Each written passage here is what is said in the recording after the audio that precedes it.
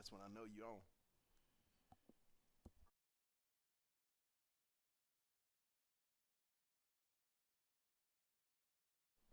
And hello, welcome here live. It's the Casey Dick Show.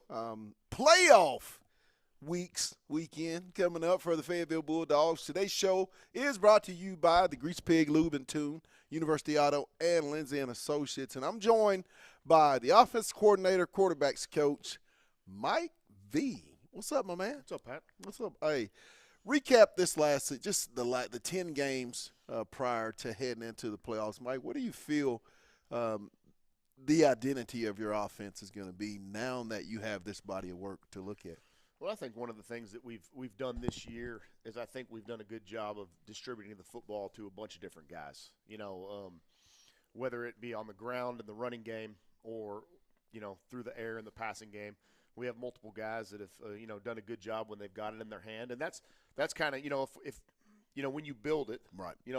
my philosophy, and when you build it, that's kind of what we want. I don't want a defense to be able to just take away one guy or two guys. I want several guys to be able to touch the ball, and I think we've done a good job of doing that. With like I said, with all the different positions, and obviously Hank's done a good job Right. understanding the philosophy of what we want and executing it on the field. Second year here at Fayetteville offensively, when you talk about guys like Katavian Taylor and Caleb Johnson and the big offensive line, 4 linemen, returning really actually 3 linemen from last year's team, how valuable is that, Coach, to have those guys? And then you throw in a guy, converted D-back, Kenyon Johnson, in that mix. How big is that? Well, I think experience. Anytime in football, the more experience you can get, the better. Okay, I think it's a game that's highly dependent on reps and good quality reps. So when you get some of the guys come back, like you said, you mentioned Caleb, starter for us last year at running back, and Katavion out there at wide receiver. Now, the other 3 wide receivers are first-year starters with Yes. Charles and Nicholson, and like you mentioned, moving Kenyon over. So with those guys being new, I think at the beginning of the year maybe it takes a little bit of time to get going, but once they understand what their role is, and not just running a route, but how you want the route run, Right. and what they need to do. I think it's kind of taken off, and same with the offensive line. We had some experience up front, and a couple of the new guys have stepped right in and done a really good job. Hank Hendricks, move in, junior quarterback, comes in from Texas this year, Coach. How have you seen Hank's game continue to grow? I know he has a year left, but how would you sum up his season to this point heading into the playoffs? One of the things that probably people don't see that are away from the program that as a coach you can really appreciate about Hank is just his leadership. He's a guy that if we have a receiver or a lineman or maybe even a guy on the defensive ball that isn't doing what they're supposed to do, Right. I mean, Hank's not afraid to say something to him and get him going. And he's one of those guys to where he's going to be early. He comes in for film sessions when they're not team film sessions. He'll come in on his own, and he's a student of the game, and he understands what we're trying to do. So, kind of being, he's a coach's kid, being a coach on the field and understanding it is more than X's and O's, and it's about team and getting those guys to do the right things. But his physical talents and the things that he's done, obviously, kind of speak for themselves. Right. But I think that other stuff is kind of the behind the scenes things that he does a good job of. Talking with Coach V, offense coordinator, quarterbacks coach here for the Fayetteville Bulldogs. It's the Casey Dick Show. Coach, I want to talk about the strength and conditioning part. Coach Todd Barber comes in and just this past off season. How have you seen Coach Barber's weight room enhancement with this football team? And then how do you think that's going to help this program years on down the road? Well, I think the one thing that a lot of people don't talk about in strength and conditioning, obviously, it sounds, hey, we want to get bigger, faster, stronger. Sounds simple. We want everyone to do that. But one of the big reasons that you condition and lift weights is to be able to train your body to withstand the brutalness of a football season. Right. Okay, so a lot of it is injury prevention, building up your shoulders, your knees, your hips, your ankles, and having the strength so when you get hit, you don't get hurt, and you're able to persevere through that and not have shoulder injuries and ACL injuries and stuff like that. So One of the big things is getting stronger for the injury prevention. Like I said, everybody wants to get bigger, stronger, faster, and that's great. But you're no good if you're not on the field. Absolutely. And being able to, hey, I don't want my shoulder to pop out, or I don't want my knee to pop out, or I don't want my ankle to pop out. You got, and it's, I've been doing this a long time, and the ones that don't do it get hurt. Right. And the ones that do it, I mean, there's a reason that, they're able to withstand a football season. You're in a situation, Coach, in your room. You have a lot of youth. Hank is a junior with another year, but you also have a sophomore backup, and then what I consider to be a very a future star in Remington Thomas, your freshman quarterback. Just talk about those two, and just how excited are you to have a room with just quarterbacks with that experience that's been with you, and you have a chance to just mold into what Coach V, the type of quarterback you want. Well, I think our quarterback room is filled with good people. I think it's everyone from you mentioned Hank, you mentioned Remy, Cade and Dorian as well. Those guys, I think they're all really good people. I think they're all team players. They're all team people. And like I said, the physical talent, that's great, but they're guys that want to do it the right way. There's never an excuse. They're always here. Right. They're take care of their business in the classroom. They're guys you can depend on, and they're guys that make it really enjoyable to go to practice every day and be around, because you don't have the excuses and the problems. And anytime you have a football team, anytime you have a group of 100, 140, 150, 15 to 19-year-old young men, there's going to be issues that you have to deal with. Yes. It doesn't matter if it's a football team or 100 random English students. There's going to be problems. So it is nice to have a room with some guys that do it the right way. You've coached multiple levels, collegiately, at the junior college level, and been a head coach just previously prior to coming to Fayetteville at Nashville.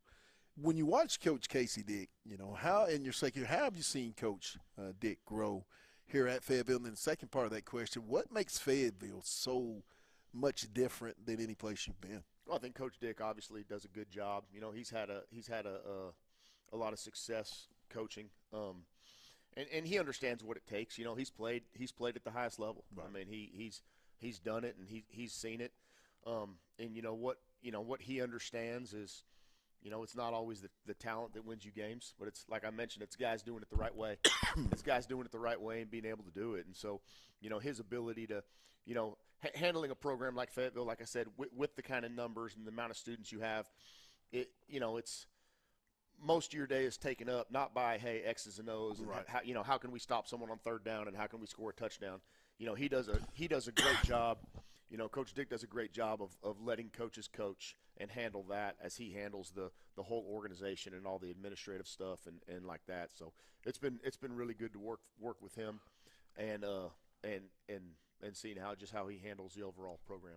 Coming up Friday, playing a team that you guys have a lot of experience with, and kind of like this team you played last year in the playoffs. Right. What do you remember about that game? And then when you watch this team defensively, Coach V, what is that you guys can take advantage of to move into the second round? Well, obviously it was a game. It was our last game last year. They put us out. It was a back-and-forth game. We kind of got the ball and went down the field and scored early. Never really felt like we got in great rhythm offensively last year, honestly. We scored, I don't know, what was it, 32 points maybe? I think 32. The final score was 32-39.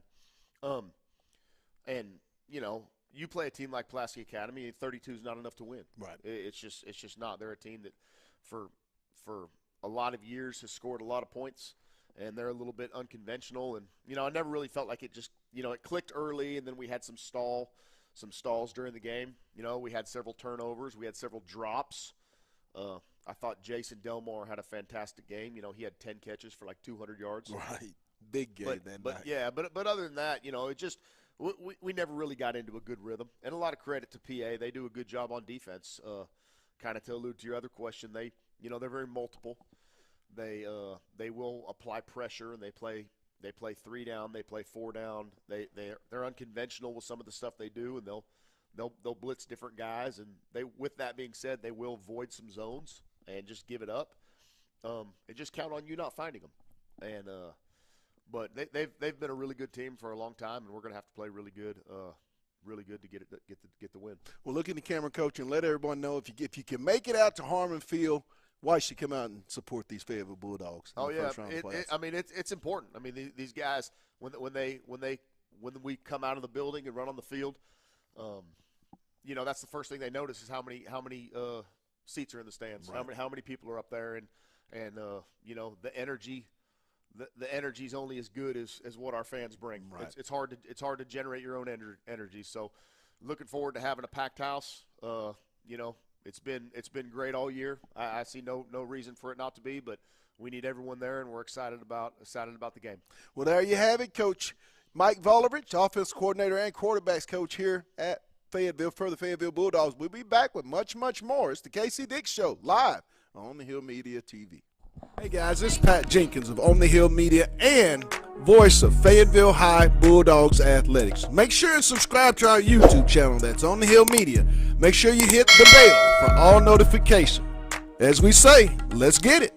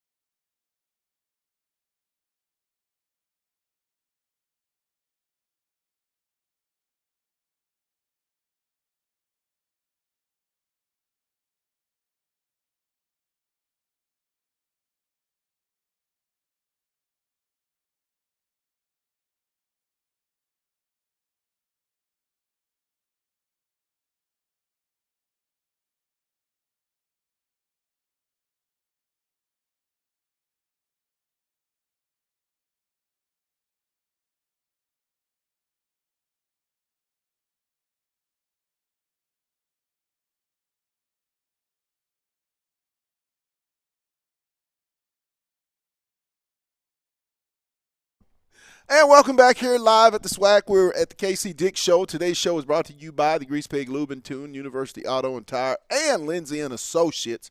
Coach will be joining us here momentarily, but it is 7A, it's 6A, it's 5A, it's 4A, it's 3A, it's 2A. It's high school football at its finest, and it starts this week. And my co-host, Aaron Rags, you see a lot of our social media putting out the state's top 10 upcoming games, rising teams, those of that nature. Well, this is a guy that does a lot of the hard work behind the scenes. And, Aaron, let's get off into it. 7A football. Man, it's your games of the week.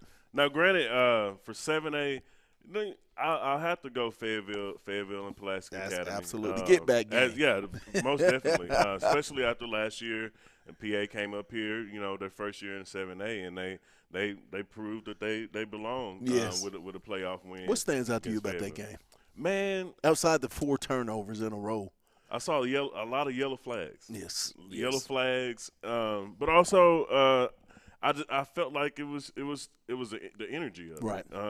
The certain energy of that game, just kind of certain things just didn't necessarily fall Fayetteville's way in that. I mean, they put up plenty of points. Anytime you put up 30-plus points in high school, you expect to win. But also, you got to have that back end and have that defense get off the field. But especially this game is, you want to talk about the other 4-5 matchup, which is Cabot and Springdale. That's going to be a pretty good matchup down in Cabot. Right. I fully expect Springdale to kind of flex his muscles if possible, but also Cabot's been playing pretty well as of late. So I really see the 7A West doing a little damage this playoffs in the 7A. What do you think is more in the 7A West? Is it the western side or is it that central side? How do you see – will there be more teams you expect to see in round 2 and round 3 in championship Uh, from up north in this conference? Or I mean, how do you see that? Because I honestly, think the West is a lot tougher. The West this in my year is a opinion. lot, or has been over the few years, has been a little bit tougher. Right. But there has been some surprises out of the East or Central that they come up and actually won a couple games Absolutely. in that first round. So, I mean, the West's been strong all conference year long. Especially when you have a Benville West that comes and takes the third spot, you still have a Springdale team that's talented. Right. Even Harbor's still talented to be a 6th seed. I think that could be a team. I That was could going to be say a team but they're Little Rock gonna win a Christian, game or two and then kind of set themselves up for I mean, new Harbor I program. I can see Harbor hanging with Little Rock Christian for a little Yes. bit, but I think that trek down to Little Rock, Road, playing expect down home there, team to come out on top. Yeah, I fully expect Little Rock Christian to play like they are the higher seed and win that game. 6A, what are some of the games that Man. you need to keep an eye out on? 6A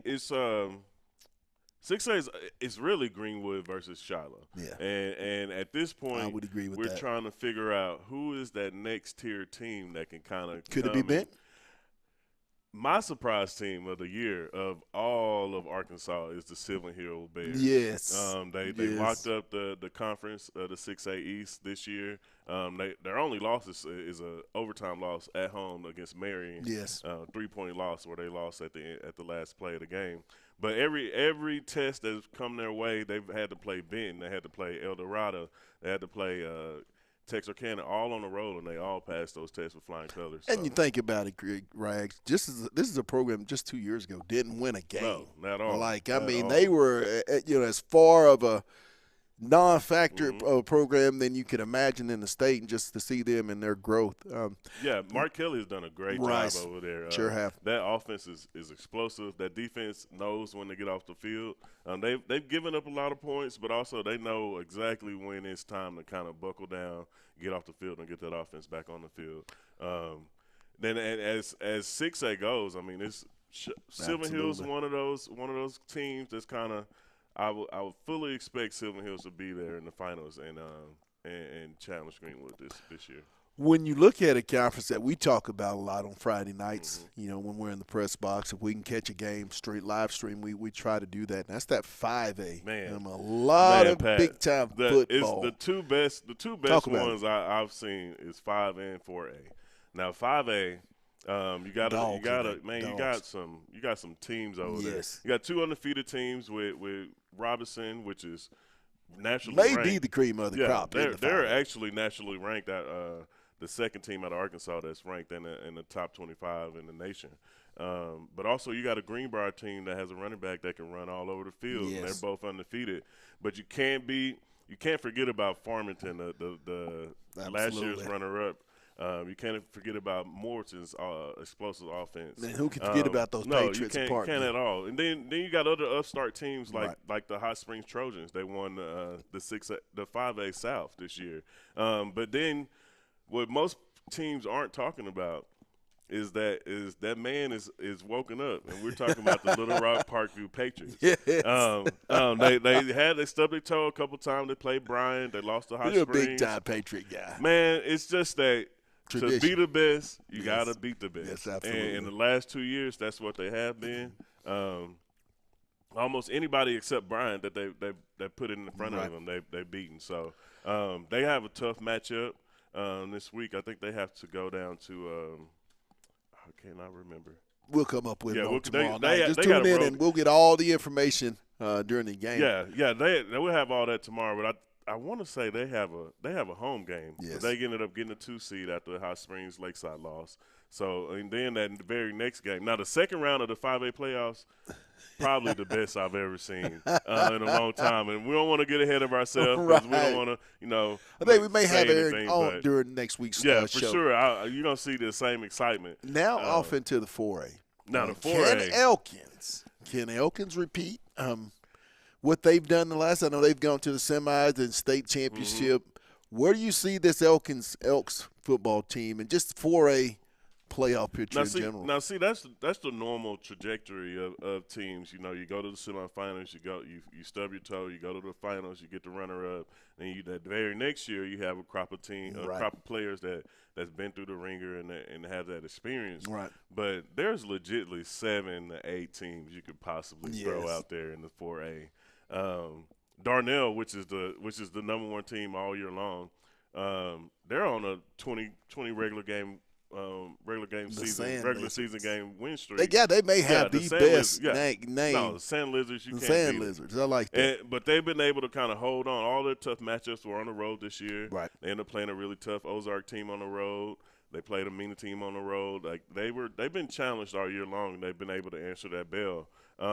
But you still can't count out the Arkadelphia Badgers. Absolutely. They're the defending champs. They're the ones that standard actually, of 4A. I mean, they came into the game last year against Elkins, and everybody, I would say everybody wrote them off. Including myself. Yeah, everybody. I had the Elks picked to win that I fully first thought Elkins was going to finish undefeated, and Arkadelphia came in and served some humble pie and pitched a shutout that game and actually won the championship. A lot of those players are still there. Right. You got the Stuttgart Ricebergs that just beat Hamburg for the division title there. You got the Little Rock Mills Comics that just started to come on. Yes. They had an early loss to Heber Springs. They're now starting to roll. And been very good. Also, they too have been very well over the last couple few years with Coach Cortez Lee. They've been really great down there. 3A. Let's talk a little 3A. 3A is mainly 3-4 teams. And the crazy thing about it is those top 3 teams will somehow have to face each other before they even get to the championship. Isn't that just wild? The best don't even get to play the best in Little Rock. And they've been the top 3 all year long. Right. When I talk about the Salem Greyhounds, Mansville, then I get to talking about Bismarck. Those 3 teams have been the top 3 Dominant. teams in the 3A. Everywhere they've been. And the only loss that Bismarck has came to Mansfield. So, which potentially could meet up in the quarterfinals with the winner actually playing Salem, which is the defending champion. So that's all crazy. And I'll say who lucked up out of that one. Surprise team out of there. Now Charleston's always been maybe not the strong Charleston, but still a formidable enough opponent that you're gonna have to take them serious. Fordyce got a really good, really lucky dice to roll on the other side. They have a sophomore quarterback that's been starting since last year as a freshman, and he's only growing it as he plays more. But another team I want people to watch out for is the Mayflower Eagles. Their only loss comes to Salem. They had to go up to Salem. They lost 12-7. But this Mayflower Eagles team's averaging 50 points a game. The defense is barely giving up anything. They've run through the conference other than playing Salem. Right. So they're on the bottom half of that bracket, and that's a team that I will definitely look out for, possibly making a trip to Little Rock this year. We're speaking and talking with Aaron Rags. He's my color analyst for Fayetteville Bulldogs football each and every Friday night, and going on year 4 with Rags. But going back to our game that will be on the call here at Harmon Field Friday night, a rematch between 2 teams that played in the quarterfinals last year. Pulaski Academy, a 39-32 winner in overtime. Let's look at the offensive side of the football. Fayetteville offense versus the Bruin defense. What are some of the things that Fayetteville, when you look at it, are going to have to try and establish to move on to the second round against defending state champ Bryant? It's definitely going to be the running game. That's something that we should be able to lean on with us having returning starters on the offensive line. We got 4 seniors and a junior up there. All those guys are upperclassmen. They've shown that they have the ability to move people out of the way and command the line of scrimmage. Right. I think we feed Caleb early and often, and we just run it down their throats. I mean, I just think this game, especially after the bad taste that it left in everybody's mouth last year, I really think this is one of those games where the Ground Dogs really, really come out to play. When you look at Fayetteville defensively versus the Bruin offense, I mean, this is one of the offenses when you look at, under Coach Anthony Lucas, you have to prepare for everything. Yes, for sure. What will Fayetteville have to contain also, too, to move on to the second round. Well, I think also one thing that's kind of given us somewhat of problems this year is the mobility of the quarterback. Right. The where all of where the quarterback can kind of make plays up on the run. One thing about Pulaski Academy, they've been without their quarterback some of the season, and he started to come back. He was a wide receiver last year that played on that team. He has some mobility to him. One thing that I did get to see against Little Rock Christian last week is they were able to contain him a little bit better, and get that offense off the field. They had a bunch of short advantages, 3rd and 3, 3rd and 4, and Little Rock Christian was able to get that defense rallied together and get Pulaski Academy off the field and force them to punt. I mean, like I said, Little Rock Christian came out and played. And they ended up with a 20-point decision. So Fayetteville just has to come out here, establish their will, and understand that everything is one game at a time, one play at a time. And one note, side note, Fayetteville winners 4 out of their last 5. As vice versa, Pulaski losers of 4 of their last 5. But, hey, that you heard it. Hey, be sure and tune in with us tomorrow as we have what we call the Dog Walk. You'll get a chance to talk to and meet more of the Fayetteville Bulldogs and just their insight as to how they feel going into tomorrow night's game. You can catch those episodes of the Dog Walk on our pregame show that airs at 6:30 p.m., followed by kickoff tomorrow night at 7. Hey, we'll be back with much, much more. It's the KC Dick Show live here on the Hill Media TV.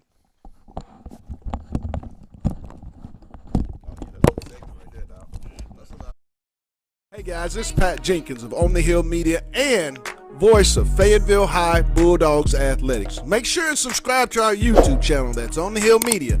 Make sure you hit the bell for all notifications. As we say, let's get it.